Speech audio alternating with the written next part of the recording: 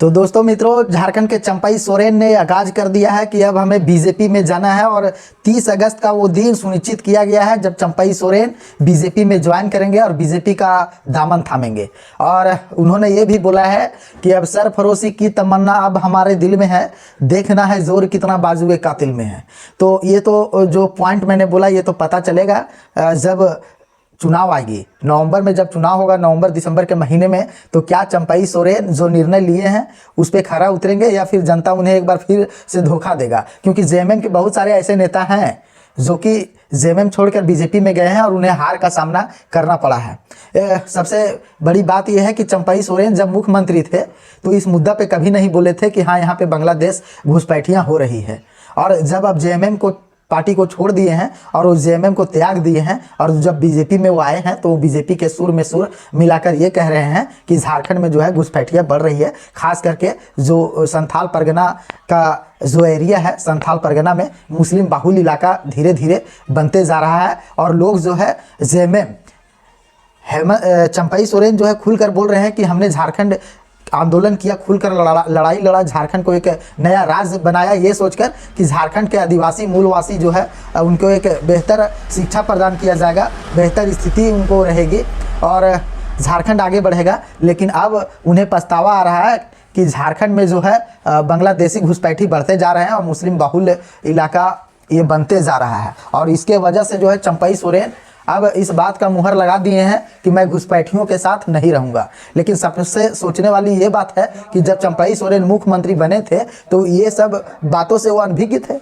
ऐसा स्टेटमेंट उन्होंने क्यों नहीं दिया कि हाँ यहाँ पे घुसपैठिया हो रहा है और हर राज्य में जो है सिक्योरिटी का काम घुसपैठियों को रोकने के लिए गृह मंत्रालय का होता है। तो आखिर उन्होंने क्यों आदेश जारी नहीं किया गृह मंत्रालय को कि हाँ झारखंड में बांग्लादेशी घुसपैठी हो चुके हैं, आप उसे जो है बाहर निकालिए। लेकिन जब वो जेएमएम से रिश्ता नाता तोड़ दिए हैं तो ऐसा कह रहे हैं। लेकिन सबसे सोचने वाली बात ये होगी कि झारखंड में बहुत सारे ऐसे नेता जो जेएमएम से बीजेपी में आए लेकिन वो अपनी साख नहीं बचा पाए।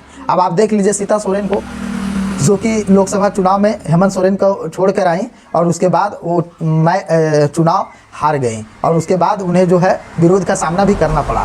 तो चंपाई सोरेन चलिए बीजेपी में चले गए, बहुत अच्छी बात है। लेकिन क्या बीजेपी वो कद्दावर नेता घोषित कर पाएगी चंपाई सोरेन को? जो जेएमएम में उन्हें जो मान और सम्मान मिला, हेमंत सोरेन कल्पना मुर्मू सोरेन को त्याग कर, वो अपने परिवार को त्याग कर जो गद्दी सौंपी थी चंपाई सोरेन को, क्या वो गद्दी बीजेपी में जाने के बाद चंपाई सोरेन को मिलेगा? आखिर क्या क्या वार्ता हुई है इन दोनों के बीच, किस गठबंधन के तले चंपाई सोरेन बीजेपी में गए हैं, ये सोचने वाली बात है। और ये चंपाई सोरेन ही जानेंगे, अब चुनाव आएगा तभी पता चलेगा। लेकिन सबसे बड़ी बात कि झारखंड में जिस तरह से बांग्लादेशी घुसपैठी अपना पैर जमा रहे हैं, आपको पता होगा कि एक ऐसा भी जगह है जिसका नाम जमाई टोला हो गया है झारखंड में, जो साहिबगंज की तरफ है। और वो जमाई टोला का नाम इसलिए घोषित कर दिया गया है क्योंकि वहाँ पे इतना ज़्यादा बांग्लादेशी घुसपैठियाँ हैं जो कि वहाँ के आदिवासी लड़कियों से शादी कर लिए हैं और बहला फुसला कर उनके ज़मीनों पर कब्जा कर रहे हैं।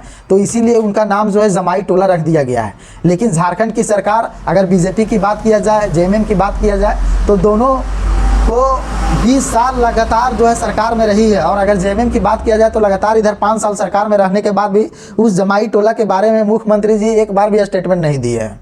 चंपाई सोरेन 3-4 महीना मुख्यमंत्री रहे हैं, उसके बाद भी जो है स्टेटमेंट नहीं दिए हैं। तो ये सोचने वाली बात है कि आखिर चंपाई सोरेन जब मुख्यमंत्री के सीट पर कब्ज थे तो क्यों इस तरह का मुद्दा को नहीं उठाएं और क्यों जमाई टोला के बारे में नहीं बोलाएं। और अब जब वो बीजेपी में चले गए हैं तो वो तुष्टीकरण की राजनीति कर रहे हैं और वो भी जो है सब पार्टियों की तरह अपना वक्तव्य जो है जाहिर कर रहे हैं।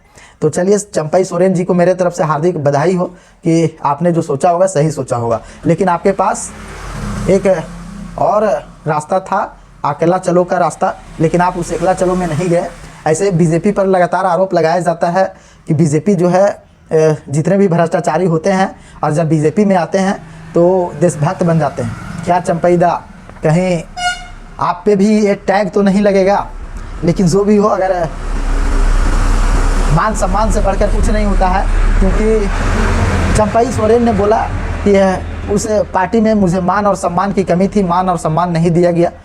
तो इसलिए मैं झारखंड के आदिवासियों के लिए, मूलवासियों के लिए हम अपना त्याग देते हैं, बलिदान देते हैं। लेकिन जहां अगर हेमंत सोरेन की बात करें तो लगातार जो है जिस तरह से मुख्यमंत्री मैया सम्मान योजना वो लेकर आए हैं, हर गरीब बहना के खाते में 1,000 डाले हैं, उससे तो यही लगता है कि वोट बैंक पे सेंधमारी करने का विचार है।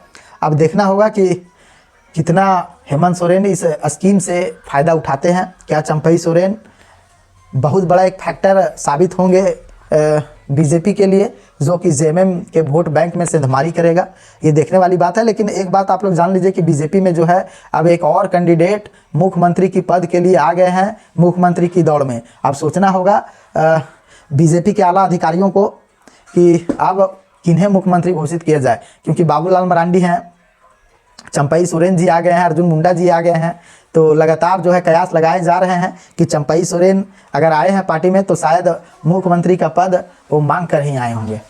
विशेष आप बने रहिएगा हमारे चैनल पर, आपको लगातार जो है अपडेट मिलते रहेगी।